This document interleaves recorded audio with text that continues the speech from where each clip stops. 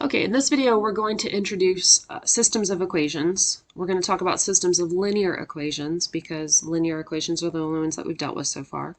So when you look at a system, that means more than one equation describes something that's going on. So we're not going to get into applications just yet, but you have more than one equation that describes something that's going on. So we could have something like 2x plus y equals 5 and negative x plus 3y equals 8.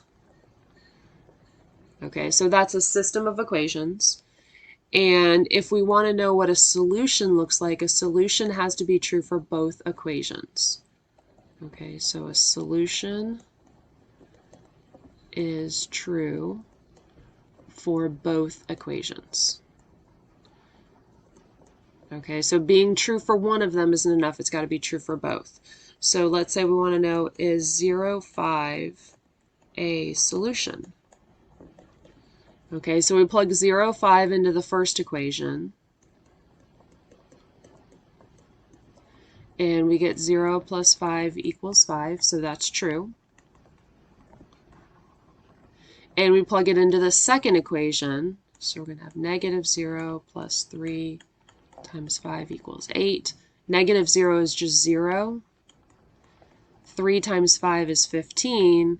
This one is not true. So overall, the answer would be no. Okay, so 0, 5 is not a solution. It has to be true for both of them. All right, let's try another one.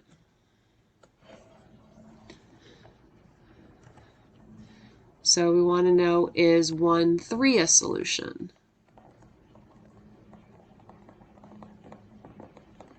All right, so let's try 1, 3. So we would have 2 times 1 plus 3. That looks promising. We'd have 2 plus 3 is 5. That's true. But we need to try it in the other one. So we would have negative 1 plus 3 times 3 equals 8. Is this one true? We'd have negative 1 plus 9. Yes, that's true. Okay, so it's true for both of them. So it is true overall. So 1, 3 is a solution to the system of equations. Okay, so it has to be true for both of them. Okay, so what does this mean? Why do we want to have a solution to this? All right, so let's look at a typical set of lines. All right, so for most sets of lines, most systems of equations, we would have two lines that might look something like this.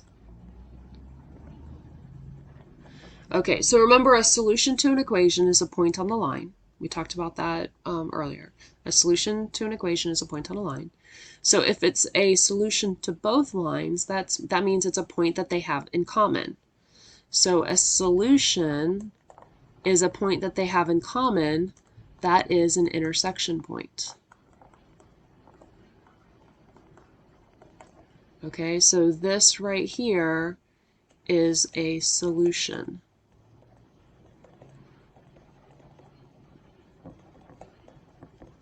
Whoops, intersection point. Okay, so the solution is the intersection point. So if you have a graph, you could look at the intersection point and know the solution to the equation. If you solve a system of equations and get a solution, you know that that has to be the intersection point.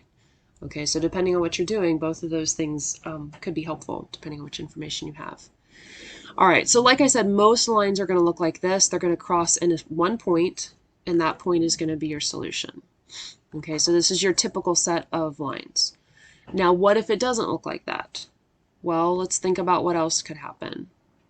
What would happen if they don't intersect at all?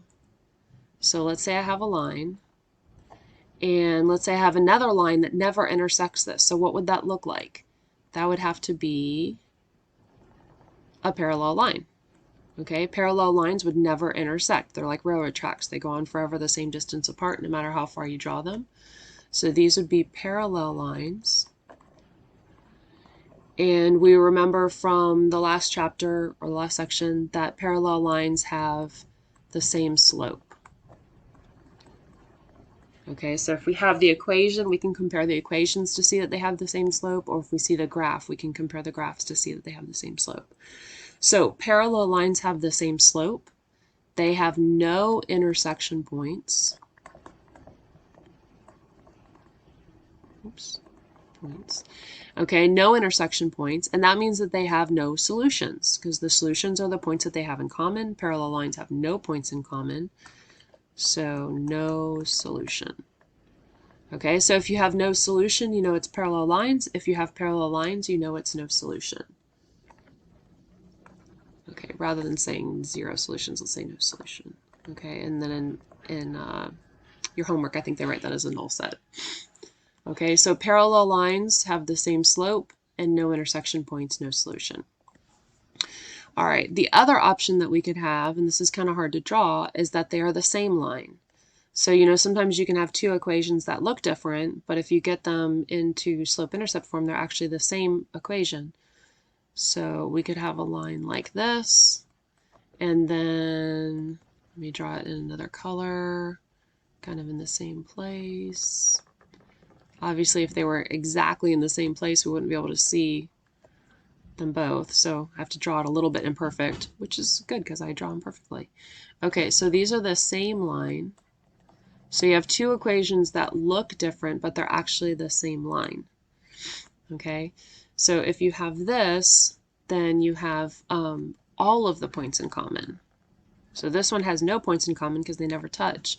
This one has all the points in common. Any point that I pick on one line is also going to be on the other line. So this has infinitely many intersection points, and therefore infinitely many solutions. Okay, so this is one intersection, one solution. All right, so like I said, the first case is like, you know, the vast majority of problems that we look at, like 99.9% of all systems out there are going to have one intersection, which is one solution. These are kind of like the special cases. You could have parallel lines where they have the same slope, and that's going to be no solution. And you could have the same line, they look different, but they're actually the same line, and that's going to have infinitely many solutions. All right, so we're looking at these kind of graphically right now because we don't really have a way to solve them.